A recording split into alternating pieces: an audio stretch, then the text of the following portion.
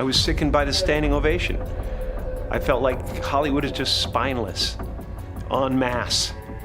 And it really felt like, oh, this is a really clear indication that we're not the cool club anymore. I'm not a saint, that I am a work in progress, but I will not be held hostage by my past. Blake Lively, guys, is mentioned in the Epstein files, and it's not looking good for her at all. Jeffrey Epstein's contact list boasted some big names in Hollywood. Alec Baldwin, Mick Jagger, and Michael Jackson. Just some of the high-profile people uncovered in newly released documents from the Justice Department. Actually, I could fly back early on the 3rd. We will be in St. Bart's. We should head to your island on the 2nd. That's from Elon Musk. Talking of all you all that stuff I said in the show was true. I said, I'm going to write my own jokes, right? And I thought, who do I pander to? The 200 richest people in the room, or the 200 million people watching at home who aren't winning awards, who aren't millionaires, and it was a no-brainer. Those faces didn't all come from the same movie, but they sure landed in the same mess, a scandal that runs straight through Epstein's Florida conviction back in 2008, his early release in 2009, his second arrest in 2019, and those hundreds of pages the Justice Department finally dropped online years later. Pages stuffed with emails, guest lists, and FBI tips calling out celebrities by name. Tonight isn't about chasing every wild rumor. It's about putting the facts side by side, the convictions, the emails, the court papers, with the faces Hollywood told you to love, and the comics who stopped laughing way before the rest of us saw the files. Here's what you need to get straight. Jim Carrey and Ricky Gervais didn't just flip on Tinseltown because of one bad awards night. They've watched this whole dirty pattern grow for years. Back in 2022, right after Will Smith walked up and smacked Chris Rock at the Oscars, the industry did what it always does. It wrapped the moment in fancy talk, handed out a standing ovation, and tried to sweep it away. Jim Carrey saw that happen after spending decades watching Hollywood protect way nastier behavior, casting couch nightmares, open secrets about predators, and now a worldwide mess with Epstein's name attached. He finally said what so many insiders were too scared to speak out loud. I was sickened. I was sickened by the standing ovation. I felt like Hollywood is just spineless, en masse. And it really felt like, oh, this is a really clear indication that we're not the cool club anymore. There was some question today about if anyone else had walked from the audience and done that, they would have been escorted out by security or maybe even arrested. The police asked Chris if he wanted to file charges. They asked Chris, do you want to file charges? And Chris apparently said no, he did not. He doesn't want the hassle. I'd announced this morning that I was suing Will for $200 million because that video is going to be there forever. It's going to be ubiquitous. You know, that insult is going to last a very long time. If you want to yell from the audience and disapprove or show a disapproval or say something on Twitter or whatever, you do not have the right to walk up on stage and smack somebody in the face because they said words. No, I agree. I think we all agree on that. I just thought, Jim, that it escalated to that. You know what I mean? That it escalated to that level. It didn't escalate. It came out of nowhere because Will has something going on inside him that's frustrated, and I wish him the best. I really do. I don't have anything against Will Smith. He's done great things. But that was not a good moment. It cast a pall over everybody's shining moment last night. You know, a lot of people worked really hard to get to that place and to have their moment in the sun and to get their award for the really hard work they did. And it is no mean feat to go through all the stuff you have to go through when you're nominated for an Oscar. It's a gauntlet of devotion that you have to do. And it was just a selfish moment that cast a pall over the whole thing. Remember, this guy has been famous since the 90s. He lived through the Weinstein era, the #MeToo wave, and now these Epstein files. So when he drops words like sickened and spineless, he's not just mad about one slap on stage. He's reacting to 30 long years of watching this town shield itself from consequences. And it's not only the huge scandals either. Jim has been side-eyeing the whole fake act for a minute. The red carpets, the fancy charity dinners, the big "we're changing the world" speeches from people who spend their off-camera time partying at the same private spots with billionaires under investigation. I'm doing just fine. There's no meaning to any of this. So I wanted to find the most meaningless thing that I could come to and join, and here I am. They're I celebrating. mean, you got to admit it's completely meaningless. Well, they say they're celebrating icons inside. Celebrating Do you believe icons, in icons? boy, that is just the absolute lowest aiming, possibility that we could come up with. It's like icons. Do you believe in icons? I don't believe in personalities. I don't believe that you exist, but there is a wonderful fragrance in the air. You don't believe certain icons have the power to make change, to think differently, to be bold, to inspire others? Artistry, you're one of them. On the good foot. Ha! Yeah. Shut it down now. Yeah, no, I don't believe in icons. I don't believe in personalities. I believe that peace lies beyond personality, beyond invention and disguise, beyond the red that you wear on your chest that makes bullets bounce off. I believe that it's deeper than that. I believe we're a field of energy dancing for itself. And I don't care. But Jim, you got really dressed up for the occasion. You look good. No, I Was that an accident? I didn't get dressed up. Who did? There is no me. There's no you. No. We're not here. This is a dream? There's just things happening. And there are clusters of tetrahedrons moving around together. Okay. Yeah. So what's happening in our world right now? Because there is a lot of news that actually is relevant that's not that Here's uplifting. the thing. It's not our world. None That's of this the is key. real? Nope. So you're just passing We don't through. matter. We don't matter. Oh, wow. There's the good news. Okay. The timing here is everything. While Jim is laughing in reporters' faces and calling these Hollywood events pointless, Epstein had already done his first prison bid in Florida and gotten labeled a sex offender. And guess what? He was quietly rebuilding his network through the same rich social circles, the same private planes, the same fancy dinner tables. So when those 2025 to 2026 document drops finally showed us pieces of those guest lists and emails, Jim's disgust suddenly came with proof. He wasn't just being strange. He was one of the only people brave enough to say the whole scene felt dirty. Now take all that quiet rage and picture it on a teleprompter in front of the most powerful celebrities on the planet. That's exactly what Ricky Gervais did at the Golden Globes back in January 2020. By then, Epstein was already dead in a Manhattan jail cell. His first conviction was more than 10 years old. Names like Jay-Z and Diddy were already getting dragged into court papers, and still, the people in that room kept acting like they were above it all. Most of you spent less time in school than Greta Thunberg. So, if you win, right, come up, accept your little award, thank your agent and your God, and off, okay? So, it's already 3 hours long. He obviously didn't out, just like Jeffrey Epstein. Shut up. I know he's your friend, but I don't care.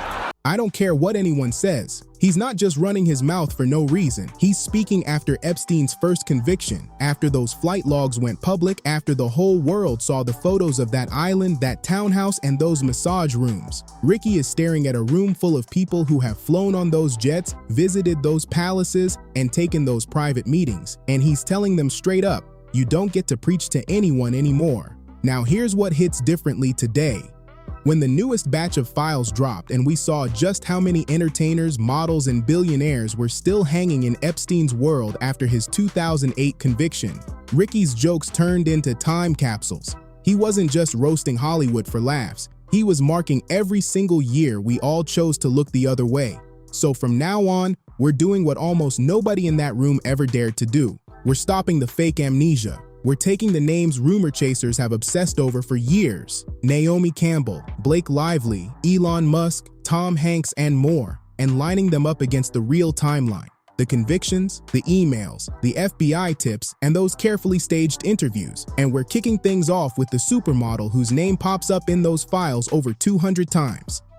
Naomi Campbell has ruled the world's biggest runways for 3 decades, but the documents show a whole different runway most people never spotted. A straight path from luxury fashion parties right into Jeffrey Epstein's inner circle. Epstein's Black Book of Contacts, arguably now one of the most infamous contact books in the world, contain many names, but only a few names are circled.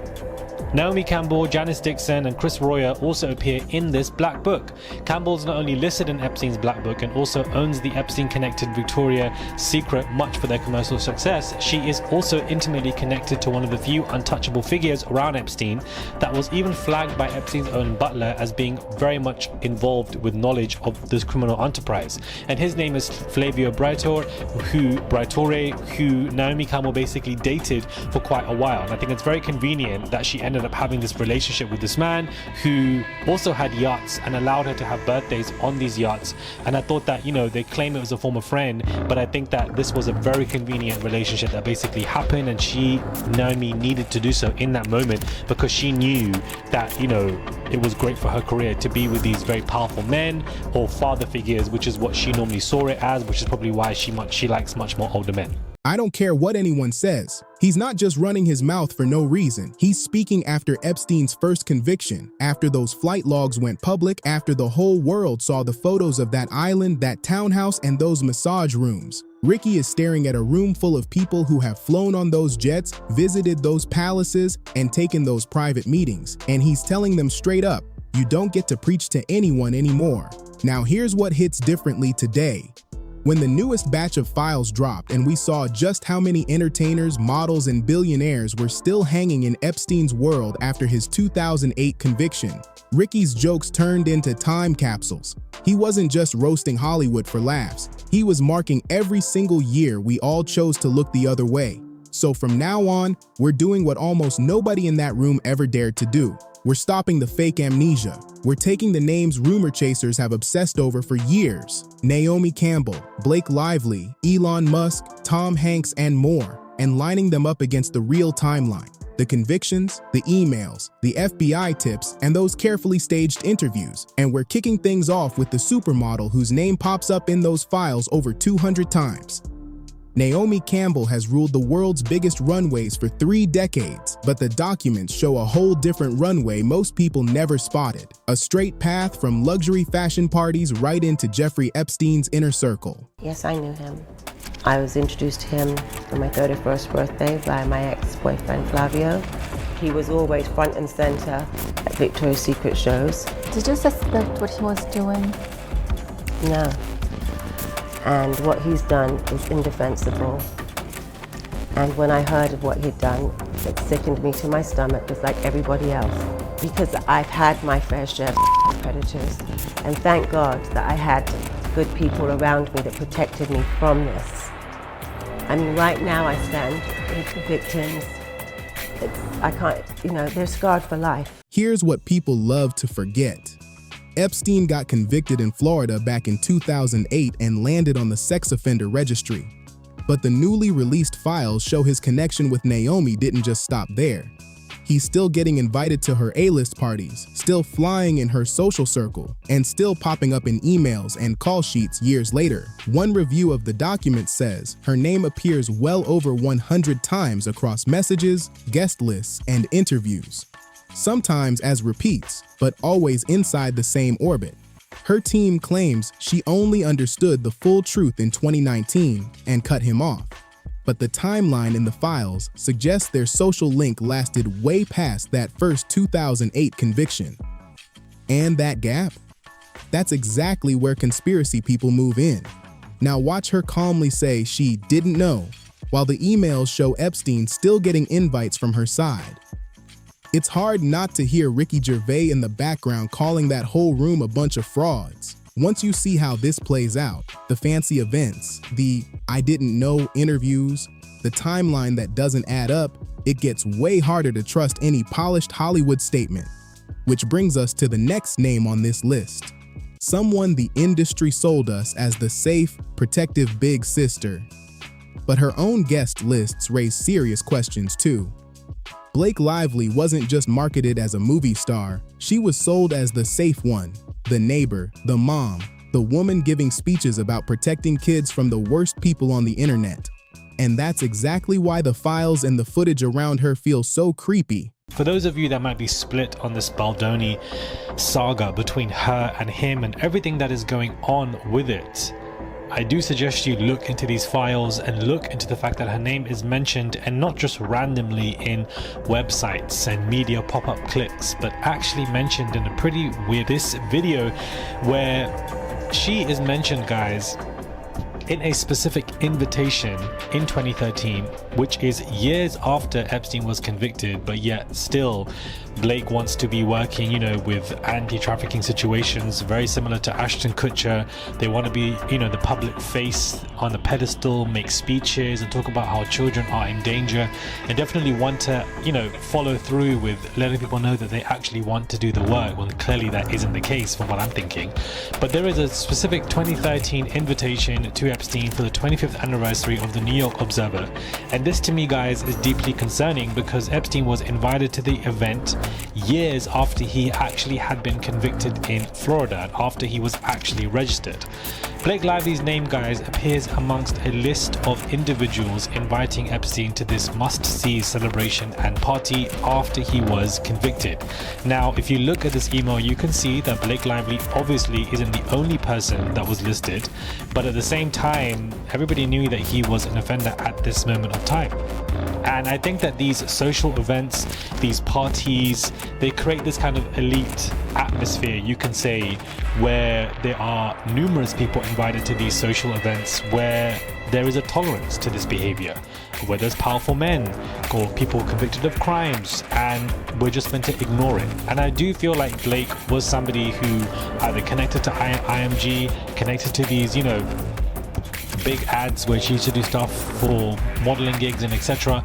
Could be somebody very similar to Heidi and Naomi, where both of them have also been accused of basically being madams or grooming or bringing people into a conversation, and she probably was used to that influence or even seeing that influence, and that is how she learned herself, and therefore demonstrated that influence when it came to the movie and Baldoni, and thought that she could do whatever she wants because she has all of these famous friends and she has all of the money and the coin, and therefore she can be quite dominant in these fields because she continuously goes to these elite social class events. Here's the context that actually matters. Epstein was already a registered sex offender in Florida by 2008.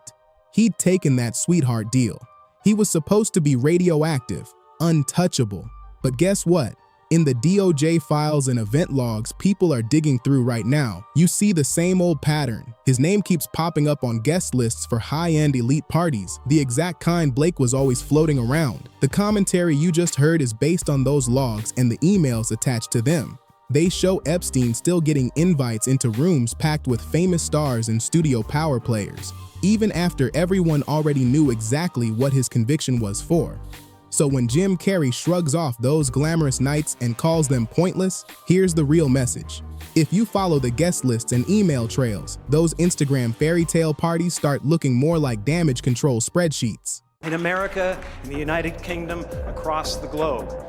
And we need to be clear, shamelessness is not and will never be a superpower.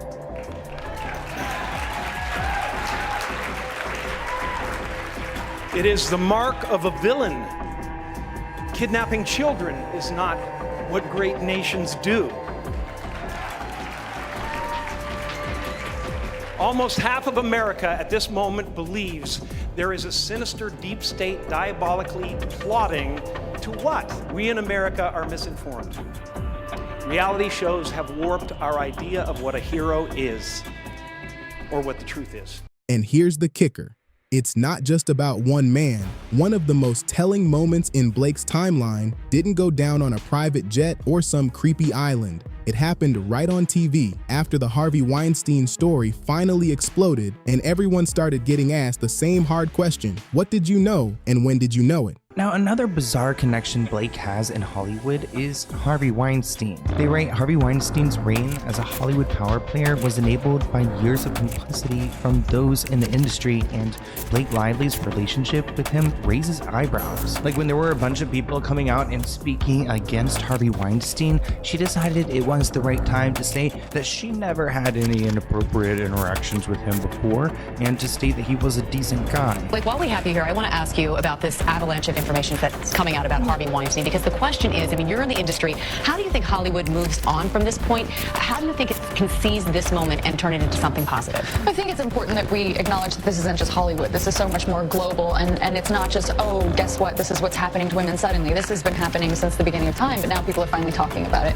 And I think that that's what's important, is that where I never had experiences like this with Harvey myself. I only had positive ones with him, but that goes to show where, you know, you don't always see what's going on behind closed doors. So I think that when people come forward, that your bosses, you have to acknowledge it. You know, there have been moments where I've come forward, where other people have come forward with things that just feel little and you're not sure. But when your bosses tell you that this is not a priority to them, then you think, okay, well then this must not be that big of a deal. Maybe what I'm complaining about isn't really that big of a deal. And it is. Now, I understand she's trying to stay on the right side of everything, but it also seems like she's doing damage control. Harvey was reportedly one of Blake's biggest champions. He campaigned for her to star in The Great Gatsby remake alongside Leonardo DiCaprio. Ultimately, the role went to Carey Mulligan. Although the collaboration didn't materialize, the public support from Harvey Weinstein casts a shadow over her career trajectory. It makes you question, how much did she benefit from working with Harvey Weinstein, and how many people on her team are connected to this man? I mean,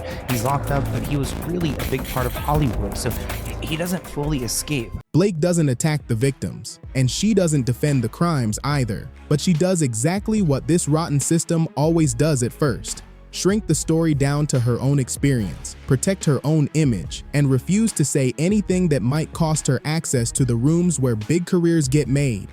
That's the exact moment Ricky Gervais was talking about at the Golden Globes. The same people who sat quiet through years of nasty rumors are the ones who later grab the microphone and lecture you about what's moral, what's real, and who deserves a second chance. Give me a break. All that stuff I said in the show was true. I said, oh, I'm going to write my own jokes, right? And I thought, who do I pander to?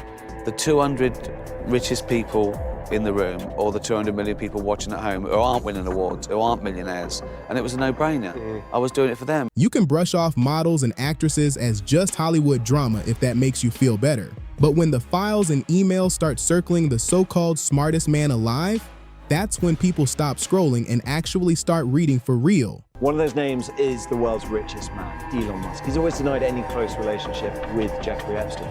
But they exchanged numerous emails trying to arrange a visit from Musk to Epstein's island in the Caribbean. And one of them, Musk goes on to write this: "What day, night will be the wildest party on your island?"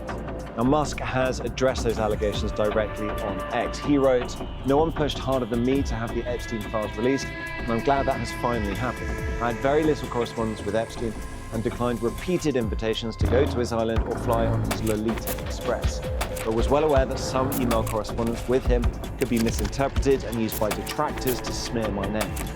I don't care about that, but what I do care about is that we at least attempt to prosecute those who committed serious crimes with Epstein, especially regarding heinous exploitation of underage girls." Officially, here's what's on paper. Elon Musk's name shows up in the newly released material as someone Epstein tried to cozy up to, and possibly even met in person. There are mentions and emails sitting inside the archive. No criminal charges come from that alone, but for a whole lot of people, just seeing Musk and Epstein files in the same sentence is enough to crack that whole genius mythology wide open. Because the second you stop looking at him like a superhero and start looking at him like just another name buried in an inbox, the story gets way less magical and way more messy. Actually, I could fly back early on the 3rd. We will be in St. Bart's. We should head to your island on the 2nd. That's from Elon Musk. That's not some wild conspiracy meme floating around the internet. That's an actual email chain. A convicted sex offender's inner circle talking about scheduling time with one of the richest men on the planet, and while random strangers fight online over what that email really means. The person who hits the hardest isn't some YouTuber looking for clicks. It's his own daughter. Here's Elon Musk's trans daughter, kind of outs him. She posted this on Threads, by the way. I didn't even know people still went to Threads. But here it is. And she says, I'm going to speak directly. Her name is Vivian Jenna Wilson. I'm going to speak directly instead of being vague and cryptic. I can confirm we were in St. Bart's at the time specified in the emails, and therefore I believe they are authentic. This has basically already been confirmed through his attempts to paint them as out of context. The Nile is a river in Egypt. I knew nothing about the emails previously, so I'm learning about everything at the same time as y'all. If there are any other information I learned I can corroborate, I will do so. Here's a longer list of here's a longer thread. So that's what she said. It's basically been confirmed. Literally, what the F is my life? LOL. History will remember your reaction to this moment. Life is strange. There was this boat ride from St. Vincent to St. Bart's. I remember from when I was little. We used to visit around the holidays. I remember the sea being so rough at night. So she remembers a boat ride going to St. Bart's when she was a kid around the holidays. And of course, those emails show that he wanted to go to St. Bart's during the holidays. When your own child publicly rejects you and stands shoulder to shoulder with your critics, every uncomfortable detail inside those files suddenly feels less like a dirty smear and more like a glaring warning sign. If seeing a billionaire's name in those documents shakes your belief in genius, then the next name cuts way deeper, because this one was never sold to you as a tech nerd or a fashion icon. He was sold as the safest thing Hollywood had to offer, America's dad. Tom Hanks is the last person anyone wants to picture anywhere near an Epstein-related sentence, and that's exactly why the way his name appears in the files, plus the way he talks about predatory culture in Hollywood, has set conspiracy forums on absolute fire. First, just listen to how he talks about the industry he's ruled at the top of for decades. I think there was knowledge amongst a certain group of people, mostly who did business with Harvey Weinstein.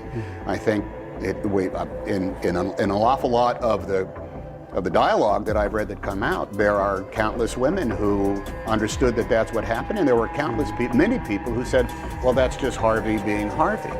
Well, that's the question. Is it how serious is it? Is it about one person, one man, or is it a culture? You and I, and even the likes of the people on the Turner Classic Movies, constantly understand that the idea of the casting couch that existed in Hollywood is the part of both myth and concrete reality. The idea that there are predators in power, not just in Hollywood, but I think all across any place there's a boss with underlings in any corporation or any industry, you have a type of politics that goes on that can slide in between appropriate ethics and decorum to, inappropriate behavior to the point of and predatory behavior. He's not lying there, not one bit. The casting couch has been a real ugly thing for as long as Hollywood has existed. Coming from anyone else, that's just an honest statement. But coming from the man the industry uses as its moral mascot, that lands completely differently once you know his name shows up in an FBI tip about Epstein's network. In longer interviews, he goes even further, asking the big, uncomfortable questions about power and mistreatment that the whole town usually dodges. Spare me the act. The larger question, is there a culture of complicity in Hollywood where women are afraid to speak up because they'll be blacklisted, men are afraid to speak up because either they're out of the same fear or they just think, well, this is the way the system works? I think there are people that say, well, hey, this is how it works, pure and simple, and this is why I got into it, and this is why I have power. This is how it works, and you have to understand that. That does not carry the day. Complicity is also complicity. The people who know, well, look, this is how we do business, and that's what it's got to be done. I'm sorry it's like that. So beware. That's also present, without a doubt, but it does not carry the day. There's also people that were afraid to speak out, who were victims, that did not go forward, that signed, negotiated settlement deals of which a non-disclosure agreement was part and parcel to it. That also does not carry the day. So the dam has burst here in a big way.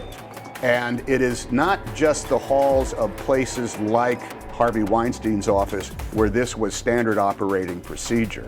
And it is criminal, and it is cause for termination. It's also happening in every other corner of not just my industry, but yours and throughout all of America. Do you think this is a kind of tipping point? Well, I think it absolutely is, in which everybody is asking, men and women.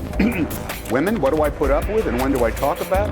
And men saying, I think we have to live by a code of ethics that we need to think and put down on paper. Don't be surprised if there's going to be a sign in front of every one of the studio gates that will say all people entering this studio will obey this code of ethics or they will be escorted from the premises. And that will all be about and predatory behavior. On the surface, he's doing the right thing, calling out the problem, sounding thoughtful, sounding angry, but tucked deep inside that DOJ document dump is a victim tip sent straight to federal prosecutors that mentions Tom Hanks and Jeb Bush in the same breath as Epstein's network. It's not a conviction, it's just one single entry on a long list of hotline reports. But for people who already don't trust this broken system, seeing America's dad on any line of that list is more than enough to raise serious eyebrows. When you worship the all high and the evil, that you have to symbolize your work and who you worship. They do it hidden right in your face. It's called karmic retribution. If they tell you who they worship without you realizing who they actually worship, they feel that they don't face judgment for their actions. Nothing is accidental in this world, beautiful people, especially these entities on the world stage that have been manipulating our reality for as long as we can remember. But obviously, as always, this was just for entertainment, beautiful people. Like Tom Hanks is just clearly doing that hand symbol as a random gesture once again, and him being dressed as a woman and doing implications are just, innocent, and now the fact that he's in the Epstein files has nothing to do with all of this crazy history that you can find on Tom Hanks. And obviously, like I said, just a coincidence. That's all conspiracy culture needs to run wild. From there, every old clip of him making a weird hand gesture, every speech about larger questions, every moment where he seems a little too polished, all of it gets chopped into the same creepy montage. Symbolic signs, ominous captions, and that whole line about the immunity blanket getting stripped away from the elites. It never ends. We're going to see some major judges, including one Supreme Court justice.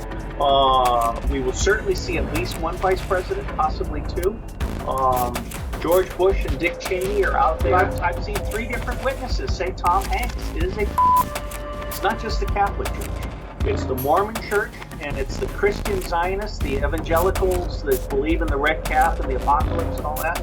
All of these people are at the top, and some of them are all these people that have been doing very evil things with impunity up to now, all of a sudden starting to realize their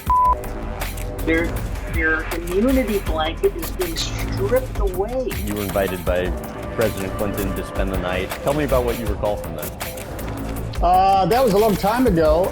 There was always a lot of people in the Clinton White House.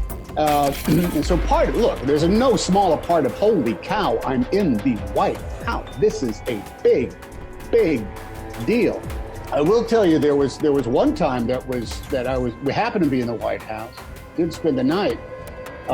Me and the family had been in Washington, D.C. We were dedicating the National World War II Memorial at its opening. George W. Bush was president.